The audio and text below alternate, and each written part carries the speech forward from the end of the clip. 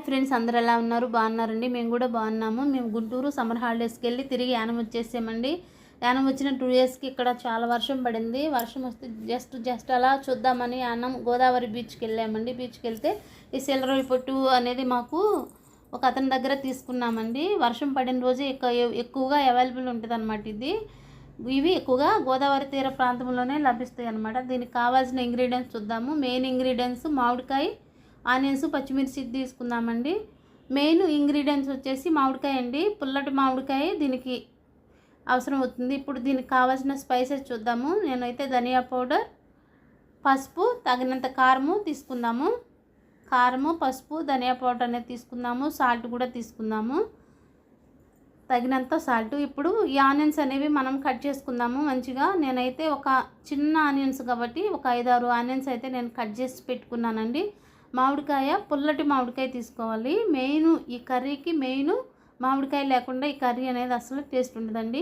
మామిడికాయ లేని పక్షంలో చింతకాయ అన్న యాడ్ చేసుకుని ఈ కర్రీ అనేది ప్రిపేర్ చేసుకుంటారు. మామిడికాయ మీద ఉన్న ఈ పీల్ అంతా తీసేసి నేను చిన్న చిన్న ముక్కలుగా కట్ చేసుకుని పెట్టేసుకున్నానండి. ఇవిగోండి ఆనియన్స్, మామిడికాయ ముక్కలు, పచ్చిమిర్చి ఒక సైడ్ పెట్టేసుకుందాము. ఇప్పుడు ఈ కర్రీ ఎలా ప్రిపేర్ చేయాలి ఏంటనేది చూద్దామండి మొత్తము. ఇప్పుడు వచ్చేసి ఈ సీల రొయ్య పొట్టు అనేది చాలా జాగ్రత్తగా కేర్ఫుల్గా వాష్ చేయాలండి. ఎందుకంటే చిన్న చిన్న రాళ్ళు ఉంటాయి ఇందులో. ఈ రాళ్ళు అనేవి నేను ఒక 5-6 కడిగి 5 or 6 టైమ్స్ కడిగి చక్కగా నీట్గా పెట్టుకున్నానండి. రాళ్ళు అనేవి చిన్న చిన్న రాళ్ళు అనేవి ఉంటాయి, వాటిని తీసివేయాలి. చిన్న చిన్న చేప పిల్లలు అవి ఉంటాయి, వీటిని తీసేసి నీట్గా కడుక్కుని పెట్టేసుకున్నామండి. ఇందులో ఇప్పుడు మనము పచ్చిమిర్చి యాడ్ చేద్దాము. ఈ సీల రొయ్య పొట్టు అనేది ఎక్కువగా గోదావరి నది తీర ప్రాంతంలోనే లభిస్తుందండి. ఇప్పుడు మనము ఆనియన్స్ అనేవి యాడ్ చేసుకుందాము. ఇది చాలా చిన్నగా ఉంటుంది ఎందుకంటే ఎక్కువ ఎదగదనమాట. ఇప్పుడు మామిడికాయ ముక్కలు అనేవి యాడ్ చేసుకుందాము. ఈ కర్రీలో నేను ఏమేమి యాడ్ చేస్తున్నానండి, మామిడికాయ ముక్కలు, ఆనియన్స్, పచ్చిమిర్చి. ఈ ముక్కలు అనేవి డైరెక్ట్గా మనం ఇలానే యాడ్ చేసేసుకోవాలన్నమాట. ఇందులో కొంచెం వాటర్ కూడా యాడ్ చేయొద్దు అసలు. ఇందులో ఉన్న వాటర్తోనే కర్రీ మొత్తం ప్రిపేర్ అవుతుంది. దీనిలో నేను పసుపు అనేది యాడ్ చేసుకున్నాను. ఇప్పుడు పసుపు అనేది యాడ్ చేసుకున్నాక ధనియా పౌడర్ అనేది యాడ్ చేద్దాము. ధనియా పౌడర్ అనేది యాడ్ చేసుకుందాము. తర్వాత మనము సాల్ట్ అనేది కూడా యాడ్ చేద్దాము.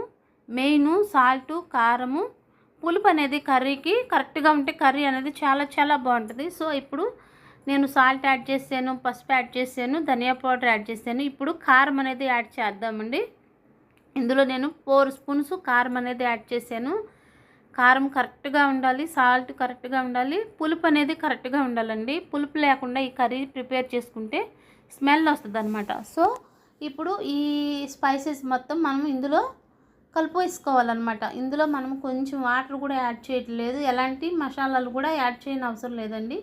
ఈ కర్రీ అనేది ఎలా ఉంటుందంటే సేమ్ మన సొరపిట్టు ఎలా ఉంటుంది సేమ్ అలా ఉంటుంది. ఎగ్ పొరుటు, సొరపిట్టు ఎలా ఉంటాయి అలా ఉంటాయి అనమాట.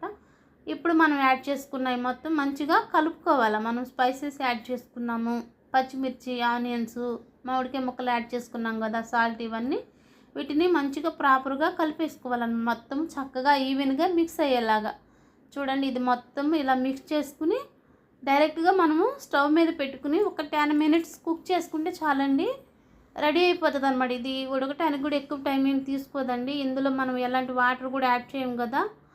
ఈ సీల పొట్టు రొయ్య అనేది గోదావరి తీర ప్రాంతంలో ఎక్కువగా లభిస్తుంది, చాలా చిన్నగా ఉంటుంది అనమాట. ఇప్పుడు మనము డైరెక్ట్గా స్టవ్ మీద పెట్టేసుకుందాము. మర్చిపోయానండి ఆయిల్ చెప్పటము. Oil main ingredient. Oil add చేసేసాను. ఇప్పుడు నేను ఆయిల్ యాడ్ చేసుకుని మనము దీన్ని ఒక 10 minutes 15 minutes కుక్ చేసుకోవాలన్నమాట. ఇట్లా స్టవ్ మీద డైరెక్ట్గా పెట్టేసి వాటర్ అనేది అస్సలు యాడ్ చేయొద్దు. చూడండి మధ్య మధ్యలో ఇలా కలుపుకుంటూ ఉండాలి. కర్రీ అనేది దగ్గరకు వచ్చేసింది. పచ్చిమిర్చి అయితే చాలా చాలా టేస్టీగా ఉంటుంది ఈ కర్రీలో పచ్చిమిర్చి అనేది. ఇది ఇంకా కొంచెంసేపు మనం డ్రై అవనిద్దామన్నమాట. ఒక 2 minutes సిమ్లో పెట్టుకుని డ్రై అవనిద్దాము. చూడండి కర్రీ అనేది ఆల్మోస్ట్ కుక్ అయిపోయిందండి, దగ్గరకు వచ్చేసింది.